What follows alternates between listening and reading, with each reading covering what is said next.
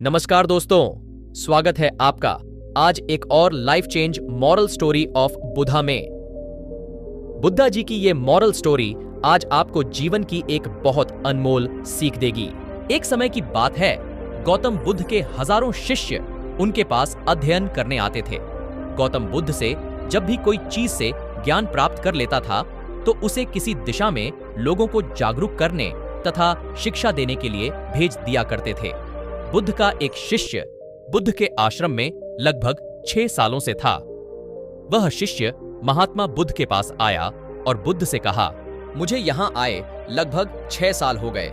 मेरे बाद कितने शिष्य यहाँ पर आए, उनमें से सभी शिष्य को आपने ज्ञान देने के लिए किसी न किसी दिशा में भेज दिया, लेकिन मुझे अभी तक नहीं भेजा। आखिर ऐसा क्यों?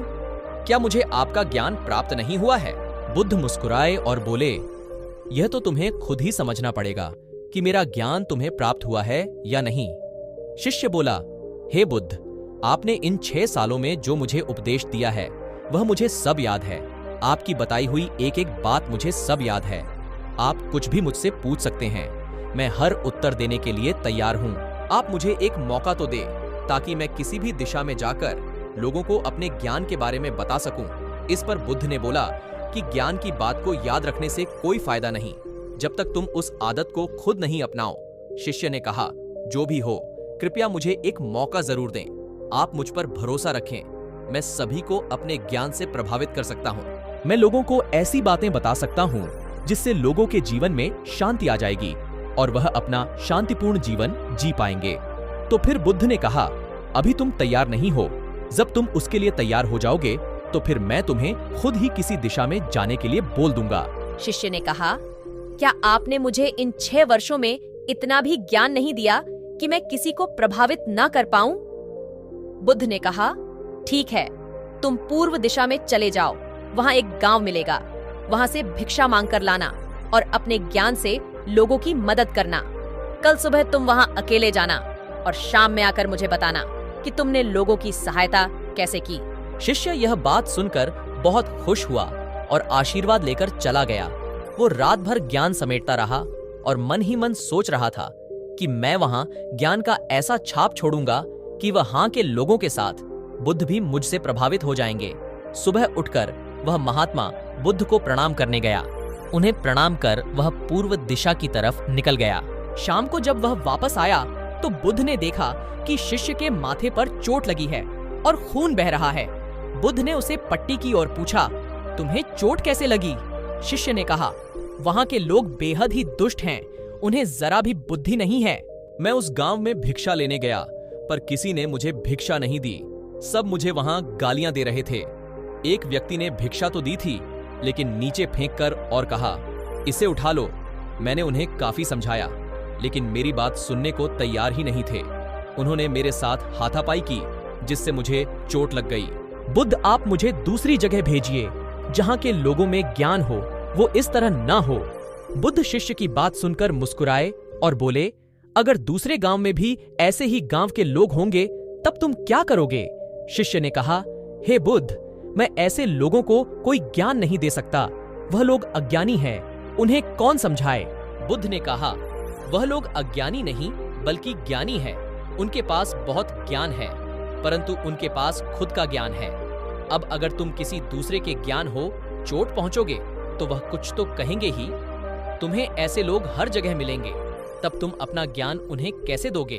बुद्ध ने कहा, आज तुम आराम करो, कल शाम को मेरे पास आना। शिष्य बुद्ध को प्रणाम करके चला गया।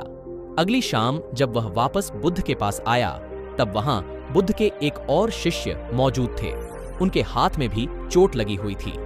बुद्ध ने शिष्य के हाथ पर चोट देख उस पर पट्टी की और उससे पूछा, तुम्हें यह चोट कैसे लगी? शिष्य ने कहा, आपने पूर्व की ओर एक गांव में मुझे जाने के लिए कहा था तो वही मुझे चोट लगी। बुद्ध ने कहा, वहां तुम्हारे साथ क्या क्या हुआ तुम मुझे बताओ। शिष्य ने कहा, वहां पर मैंने सबसे भिक्षा मांगी लेकिन किसी ने भी भिक्षा नहीं दी। एक व्यक्ति जिसने भिक्षा दी भी तो मुझे जमीन पर फेंक कर दी थी और कहा, उसे उठा लो। तो मैंने उसे उठाकर अपने झोले में रख लिया और मैंने उसे सफल होने का आशीर्वाद दिया। तब उस व्यक्ति ने मुझसे कहा, आप बड़े अजीब लगते हो। मैं आपका अपमान कर रहा हूं और आप मुझे आशीर्वाद दे रहे हो। तो मैंने उनसे कहा कि आप दानी हो, आपने मुझे दान दिया है, इसलिए मैं आपको आशीर्वाद दे रहा हूं। फिर मैं वहां से आगे गया तो कुछ लोगों ने मुझे वहां से वापस जाने के लिए कहा। उन्होंने मुझे कुछ अपशब्द है और मुझ पर पत्थर भी फेंके, जिससे मुझे चोट लग गई। और जब मैं वापस आ रहा था तब रास्ते में मैंने एक माँ को रोते हुए देखा। वह अपने बीमार बच्चे को लेकर चिंतित थी। मैं तुरंत जंगल से जाकर उसके लिए जड़ी बूटी लाया, लेकिन वहां के कुछ लोग जड़ी बूटी देने नहीं दे रहे थे। फिर मैंने उनसे विनती की वह मुझे उस बच्चे का इलाज करने दे। उसके बाद वह जैसा कहेंगे मैं ठीक वैसा ही करूंगा। फिर जिस व्यक्ति ने मुझे भिक्षा दी थी उसने गांव वालों को समझाया। तब उन्होंने मुझे उस बच्चे को जड़ी बूटी लगाने दी। उसके कुछ देर बाद वह बच्चा ठीक हो गया। फिर गांव के जिन लोगों ने मुझसे अभद्र व्यवहार किए थे उन्होंने मुझसे माफी मांगी और धन्यवाद कहा। फिर मैं वहां से वापस आ गया। हे बुद्ध, मेरी आपसे एक विनती है। उस गांव के लोग बहुत भोले भाले हैं। क्या मैं रोज उसी गांव में जाकर भिक्षा मांग सकता हूँ? ये सभी बातें पहला शिष्य खड़िददा होकर बद्धे ध्यान से सुन रहा था। उसने यह सुनते ही बुद्ध के चरणों में गिरकर कहा, हे बुद्ध, मैं समझ गया हूँ कि अभी मैं उस लायक नहीं हुआ हूँ कि मैं दूसरों को ज्ञान दे सकूं। बुद्ध ने कहा, हमें बाहर वैसे ही लोग दिखाई देते हैं जैसे हम अंदर से होते हैं। जब तक स्वयं को नहीं बदल सकते तब तक किसी को नहीं बदल सकते हैं। खुद में बदलाव लाना ही जरूरी है। अपने आप में बदलाव लाकर ही इस दुनिया को आप जीत सकते हो। तो दोस्तों, ये life change moral story of Buddha आपको कैसी लगी? उम्मीद करता हूं इस कहानी से प्राप्त ज्ञान से अब आपके जीवन में सकारात्मक बदलाव जरूर आएगा।